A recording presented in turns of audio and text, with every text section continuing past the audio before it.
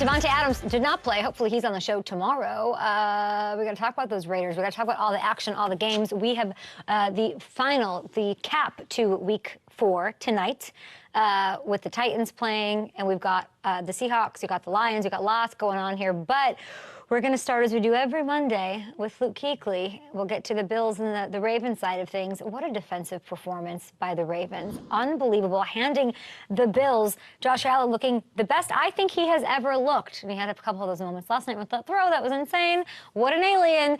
But they stopped and stifled this full steaming train on its tracks. It was unbelievable. And it started really from the first snap of the game, okay? They forced these Ravens, the Bills, to punt on their opening drive, and they follow it up with this 87-yard beauty. That's an oxygen tank one. That is, give me the oxygen after this. Nice leisurely stroll here. This is the Ravens' first offensive play. By the way, who called first touchdown of the game? I said it was going to be Derrick Henry. He actually had 2.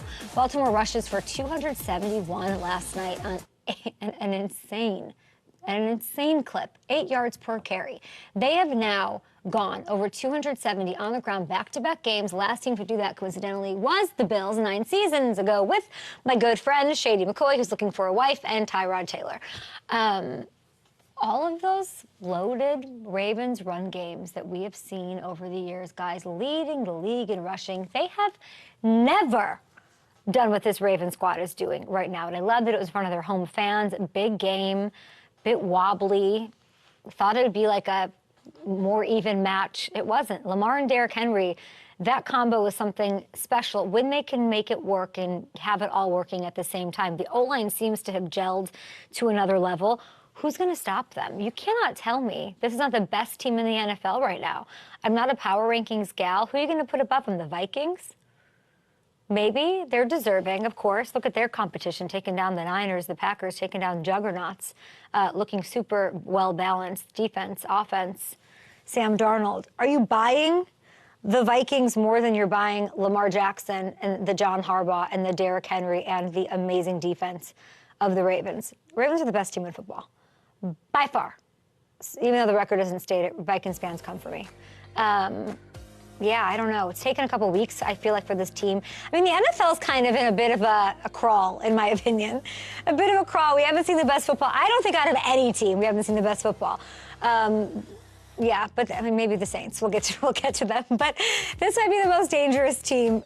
Actually, it is. It's the best team. And 0-2 to 2-2, the Ravens are getting the third best odds, as you see, to win the AFC over on FanDuel Sportsbook. Chiefs injuries, they continue to mount. What do we do with Rice? What do we do there? They're, losing 10-zip to the Chargers for most of the day. With the Ravens and what they just did to Buffalo, this might be time to get on board. Nobody has looked better over the last 2 weeks in the AFC. They get the Bengals. It's a tough one. Next week, with Joe Burrow at least playing the way he's playing, they're going to put up so many. That is going to be lots of points for those Ravens. Massive games. They're going to, all teams are trying to dig themselves out of some holes, at least on the Bengals side, after they get their first win just yesterday. Okay, there is, in the NFC, a classic game that we had yesterday, which I loved, and it was Vikings-Packers. And we should just eat this up and love it. Green Bay at Lambeau, Aaron Jones, revenge game. Of course, he finally got his Lambeau leap after the game. We're seeing it here. Go! Do what you're meant to do, 33! Oh, my gosh. They storm all the way back from 28-zip. Vikings hold on to move to undefeated. Aaron Jones, like you just saw, what a moment for him to be back there. It's a beautiful story. For the game itself, it's also a beautiful story. Sam Darnold, incredible. Not perfect, but incredible once again, tossing 3 more touchdowns in the win, making throws into tight windows like that. Oh, my gosh. Aaron Jones, he didn't have the touchdown that I needed and wanted and called for as one of my hunches, but 137 total yards. Defense, there's some issues after building the early lead, but they forced 4 turnovers, came up clutch with some stops at the end. So to go into Lambeau and sort of control the game in that way, it's not fool's gold. And somehow it sort of still feels that way, or it feels like people are still waiting for the other shoe to drop. It's hard to keep this sort of a clip going, but I don't know. All the questions, it's not about Kevin. It's not about the defense. It's about Sam Darnold. And let's dig into what he's doing for a second here. After yesterday, he is still leading the league in touchdown passes, ranks second, averaging almost 9 yards per attempt, second passer rating as well, behind only Josh Allen. KOC doing a masterful job of calling the offense, putting him in good spots, but Sam has to make those throws. It is on Sam, and he does it, and he's done it against the Packers, such a huge game, against the Texans. What? The Niners, 3 actual Super Bowl contenders in 3 weeks straight. What do we need? That's the question I would ask the world, media at large. What do you need to see out of Sam? Because I don't know. You look at FanDuel Sportsbook. We looked at it, of course, this morning in our meeting. Vikings still getting the 4th best odds to win the NFC despite the hot start. 4th best odds. I'm taking it. Niners, they beat, okay. Still the favorite somehow. They're behind the Eagles, who've now lost 10 of their last 13 going back to last year. A great team, but hard to trust. What's not to believe in the Vikings? They're a great team. I don't think it's a fluke. Hamilton, get in here. We have Luke Kuechly coming on. Maybe we'll ask him. It almost becomes, what is it? Look at these 2 teams, right? Yeah. Green Bay operating without Jordan Love, welcoming Jordan Love to what everyone knew was like not the most fun situation. Not exactly like a welcome back party. We got to play at home, but it was it could be a tough situation for him. Watson leaves. All these things are happening. But I think a lot of people, if you were to go and go out to SoFi before a game and ask 100 people who they have more faith in, they would pick, I think 97 people would pick the Packers.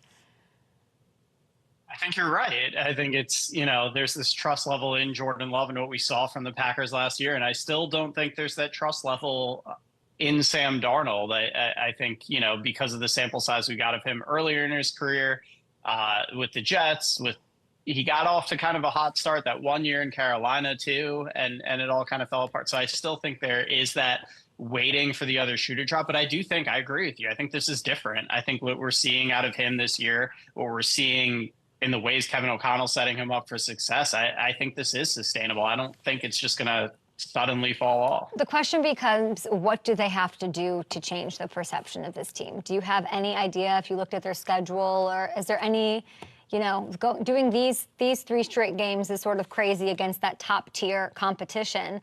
But I do like the odds. I mean, I don't know. Yeah. I don't know. Yeah, they got London next week against Aaron Rodgers. It's so fun. It's so freaking fun. Yeah. But I'm trying to think of what would be the complexion changer for them. I don't know if there is one, and it is because of Sam Darnold, who, I don't know that there's a sample size big enough that people will trust him. Yeah, and they have the Lions coming out of that bye week after the London game. Even if they win that, I don't think it's fully there. I think it has to be seeing it late into the season, seeing it carry over before people are going to start to believe. Because I think there's also, there's a Darnold thing, there's also a Vikings thing. Yes, that's fair. With and all that's the fair. Loaded history there. But yeah. I believe in the Vikings. What a good story. And I've always been a Sam Darnold girl. Came to that Good Morning Football studio on my birthday one time, surprised me, brought me, remember? I've always been a Sam Darnold girl. I've always been a rewrite your narrative girl. But I will say, I not only believe in the Vikings, but I absolutely believe in the Packers. I'm in on the Packers. Yeah. I mean, they've got some things to work out. Okay, their odds in the NFC picture took a bit of a hit. They're down all the way to 7th, plus 1,300. But I'm not concerned, because it was very disastrous, especially the start. They got turnovers. This field goals thing, Hamilton's texted me about field goals all day yesterday. We know that there's a problem here. But Jordan Love, he didn't look super comfortable with the knee, especially early. He kind of settled in. You hate losing a divisional game at home, especially when you start that poorly. You sort of put yourself in a massive hole. But the way they rebounded, I thought, said a lot. We're not going to overreact because they lost. I think they'll be fine. The biggest concern is, in fact, the kicking game. Missed kicks.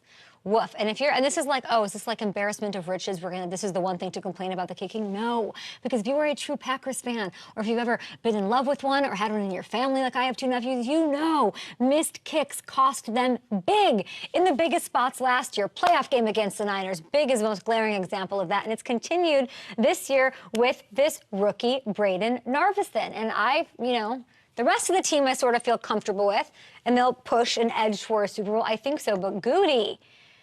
I think you might have to go over to Cheesecake. What is it called? Cheesecake Heaven in Green Bay? Yep. Go over to Cheesecake Heaven. Get yourself a slice of something and really think, do I need to make a move here? And enjoy my key lime pie, but get ahead of it before history repeats itself. Yeah, so that's what's going on with the old Packers there, and I think that's it. Let's take a short break here. Hold on, I wanted to say no, because we had that in there twice. Okay. That's all I wanted to say about the Packers. But let's get to Cardinals Commanders here. Because this is a team, yeah, we got to get to, I mean, we can't go on without giving Jaden his love, right? Electric, once again. They took it to the Cardinals. This is win number 3 straight for this team. Kevin Durant joins FanDuel, and he says, I'm picking the Commanders every week, and ooh la la, voila, here's what's happening. He's completing a ridiculous 86% of his passes. It can't continue, right? He ran for 47 yards and a score, even after throwing his first career interception. It was like nothing happened. Who cares? Because he bounced back from it like it didn't go on. This offense has punted once in a 3-week stretch. Once in 3 weeks. 3rd in the NFL in scoring. 5th in total yards. Running this offense like a vet. Kudos to Kingsbury, to him.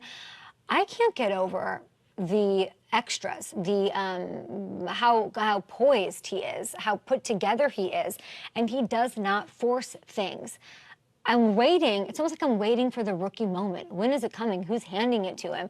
But we're witnessing something really special right now. He is an absolute problem. And historically speaking, he now has the highest completion percentage through the first 4 weeks of a season in all of NFL history. Not among rookies, among any quarterback that's ever played. That beats Tom Brady's mark from 07. That's right, from their undefeated 07.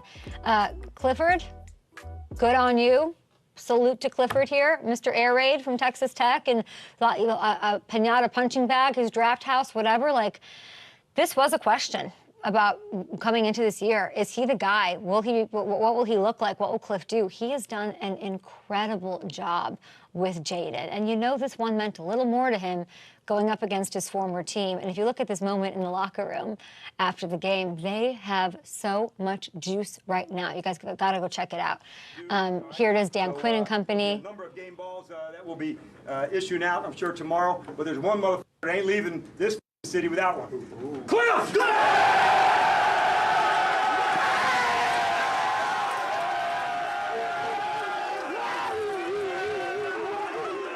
If you look at the odds, okay, despite what they've shown, the full game lead in the division, they're getting worse odds. No moment seems too big for Jaden Daniels. The rookie threw for a touchdown, ran for another as he led the Commanders to a 42-14 win over the Cards yesterday. And thanks to an Eagles loss, Washington now sits alone atop the NFC East at 3-1. Daniels has been on fire this season, completing 82% of his passes, the highest in the league this year and the best over any 4-game span in NFL history. My goodness. Now, according to ESPN Bet, Daniels is the current favorite to win Offensive Rookie of the Year. All right, we got Teddy, Stephen A. I would hope so. And Shannon back here with us. Yeah, I think he's got a solid case.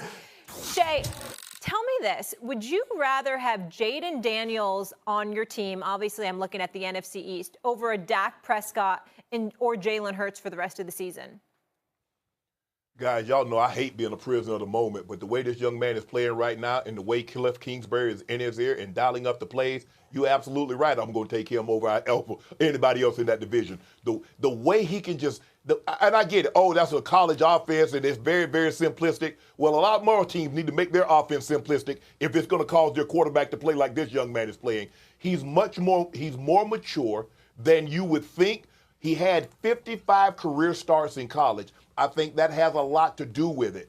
And he has Cliff Kingsbury. No matter what you think about Cliff as a head coach, Stephen A. Brewski, you know there's no denying his offensive mind and his ability to coach quarterbacks. You look at what he had. He had Johnny Football when he won the Heisman at A&M. He coached my homeboy. He had Kyler as his rookie season. There's no denying his ability to relate and to get on their levels and extract the best out of a quarterback.